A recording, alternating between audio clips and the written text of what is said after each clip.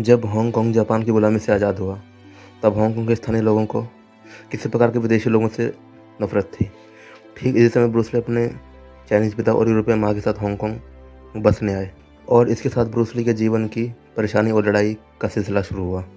क्योंकि Bruce Lee आधे Chinese और आधे यूरोपियन थे, इसलिए चाइनीज़ बच्चे उन्हें स्वीकार नहीं करते और बात बात पर चिढ़ाते। स्कूल में लड़ाई इतनी बढ़ गई कि ब्रूस ली को स्कूल बदलना पड़ा। बाद में ब्रूस ली ने स्ट्रीट फाइट करना शुरू कर दिया। उनकी पढ़ाई पीछे छूट गई। वे आधे चाइनीज़ थे, इसलिए लोगों ने दबाव के चलते यिप मैन ने ब्रूस ली को कुंग-फू सिखाना भी छोड़ दिया। लेकिन ब्रूस ली अपने दोस्त के साथ अभ्यास करते रहे। एक बार उन्होंने हांगकांग के माफिया के लड़के की पिटाई कर दी। पिता ने अगले दिन $100 देकर 19 साल के ब्रूस ली को यूएसए भेज दिया, क्योंकि उनके पास अभी यूएसए की नागरिकता बाकी थी। यूएसए आकर ब्रूस ली ने 2 साल स्ट्रगल किया, वेटर का काम किया, होटल के कमरे भी साफ़ किए, फिर यूनिवर्सिटी से फिलोसफी की डिग्री भी हासिल की और स्टूडेंट्स को कुंग-फू सिखाना शुरू किया।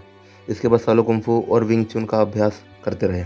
जब ब्रूस ली प्रसिद्ध एक्शन हीरो बने, तो एक बार ब्रूस ली को किसी ने असली फाइट के लिए चैलेंज किया, लेकिन चैलेंज करने वाला कुछ ही सेकंड्स में घबरा गया और कमरे के चारों तरफ भागने लगा। फाइट तो ब्रूस ली 90 सेकंड में जीत गए, लेकिन उसके बाद उन्होंने अपना सर पकड़ के बैठ गए। ब्रूस ली ने कहा, मेरी 20 साल की ट्रेनिंग ने मुझे कभी इस तरह की फ़ाइट के लिए तैयार नहीं किया। उसके बाद ब्रूस ली ने दोबारा ट्रेनिंग शुरू की। उन्होंने मार्शल आर्ट को एक स्टाइल, एक कंसेप्ट में नहीं बांधा। विंग चुन, कुंग-फू, बॉक्सिंग, डांस सबको मिलाना शुरू कर दिया। आज ब्रूस ली को उनके फाइटिंग स्टाइल, फिलॉसफी, इंटेलिजेंस और लगन के लिए जाना जाता है। लेकिन हांगकांग के उस 13 साल के सड़क पर लड़ने वाले और क्लास में पिछड़ने वाले बच्चों को देखकर कोई नहीं कह सकता था कि एक दिन यह बच्चा जीनियस या महान कहलाएगा। हमको लगता है कि लोग जीनियस पैदा होते हैं, इसलिए हम डीप प्रैक्टिस को कमिटमेंट ही नहीं करते।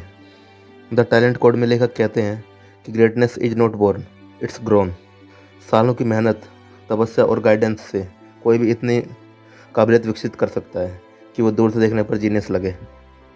इसलिए दोस्तों, अपने अंदर नया बिलीफ सिस्टम बिठाओ कि जीनियस पैदा नहीं होते, बल्कि गहरी प्रैक्टिस और कमिटमेंट से बनते हैं।